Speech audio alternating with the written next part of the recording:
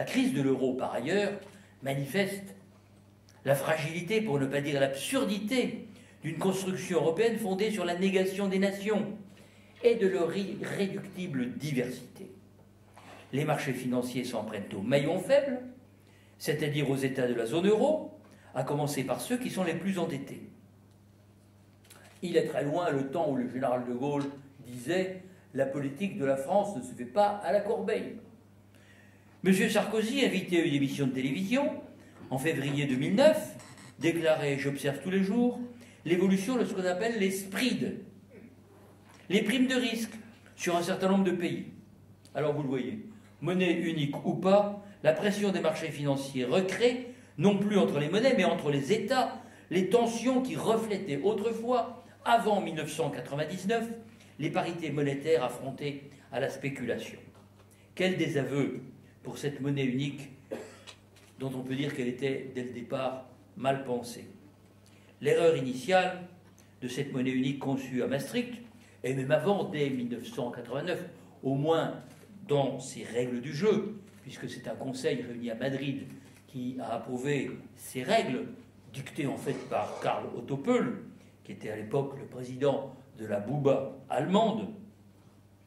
Cette erreur a été de faire comme si les nations n'existaient pas.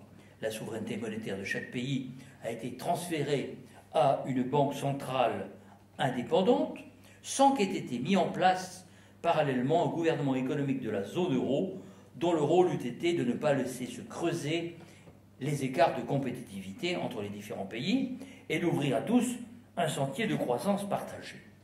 Le mot gouvernement économique semble aujourd'hui accepté, au moins verbalement, par Mme Merkel, mais les interprétations divergent du tout au tout quant à son contenu. Le Fonds européen de stabilisation financière, 750 milliards d'euros, mis en place le 9 mai dernier, je le dis, n'est pas un remède suffisant à la crise de l'euro. Vous avez peut-être remarqué que, contre l'avis initial de la France, l'Allemagne a obtenu que chaque pays ne garantisse les futures levées d'argent qu'à hauteur de sa contribution au fonds. Et ce refus de la solidarité financière des États prêteurs pour la mise en œuvre de plans de sauvetage éventuels est une grave faute, car un tel dispositif, en cas de crise grave, favoriserait, c'est l'évidence, le creusement d'écarts de taux entre les différents pays, par exemple entre la France et l'Allemagne, si on devait venir au secours de l'Espagne.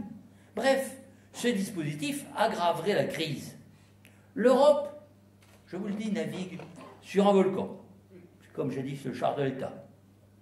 Aujourd'hui, les États peuvent être acculés à la faillite par la pression des marchés, et il faut mesurer la formidable puissance des marchés financiers. Aujourd'hui, vous savez que les transactions financières représentent plus de 1000 fois les transactions commerciales chaque jour.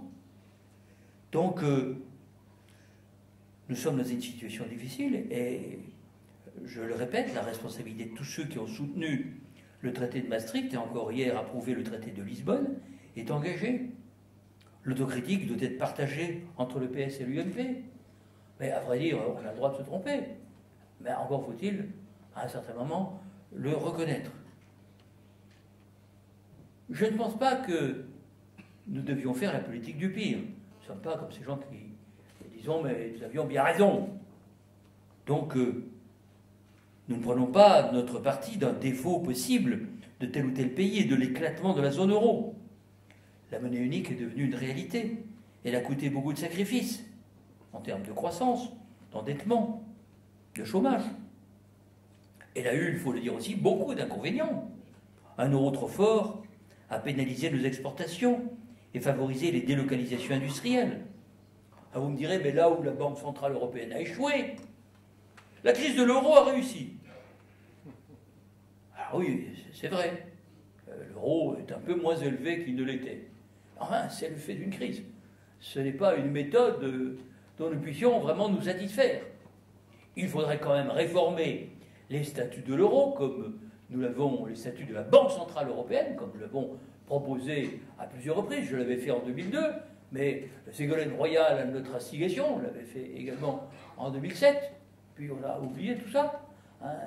disons qu'il faut introduire la croissance et l'emploi dans les statuts de la Banque centrale européenne, exactement comme pour la Federal Reserve Board américain. Et pas seulement la lutte contre l'inflation, dont le taux arbitrairement a été fixé à 2%.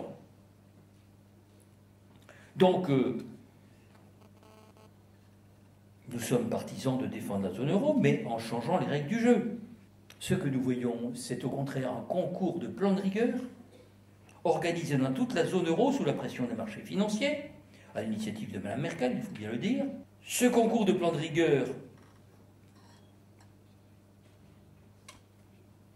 est excessif, car même s'il faut responsabiliser les États, même si les États ont évidemment une responsabilité qui doit aller de pair avec la solidarité européenne, eh bien, on ne peut pas raisonnablement demander à la Grèce de réduire son déficit de 13,6% aujourd'hui de son PIB à 3% d'ici 2013. L'Irlande, de son côté, a un déficit de 13,4%. Le Portugal de 9,4%, l'Espagne de 11,2%.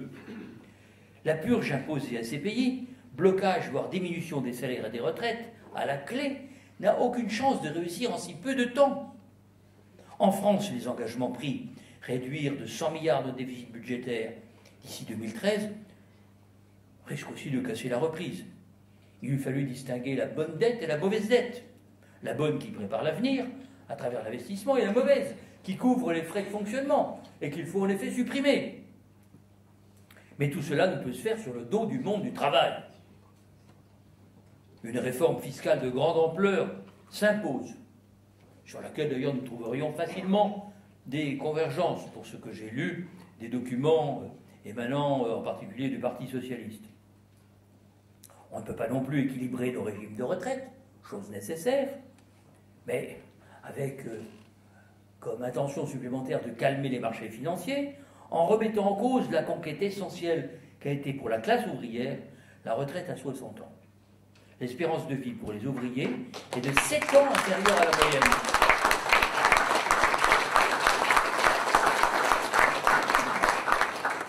Nous demandons que pour les ouvriers de l'industrie, l'âge de départ à la retraite soit maintenu à 60 ans. Ce sera une bonne manière de revaloriser le travail et l'industrie.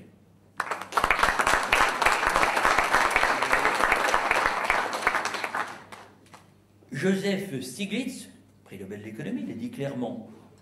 Si l'Union européenne continue dans la voie d'un plan coordonné d'austérité, elle court au désastre. Je le cite là. Nous savons, depuis la Grande Dépression des années 30, que ce n'est pas ce qu'il faut faire. Le pronostic de Joseph Stiglitz pour la monnaie unique est pessimiste. Je continue de le citer. Pour Athènes, Madrid ou Lisbonne, se posera sérieusement la question de savoir s'ils ont intérêt à poursuivre le plan d'austérité imposé par le FMI et par Bruxelles, ou au contraire à redevenir maître de leur politique monétaire.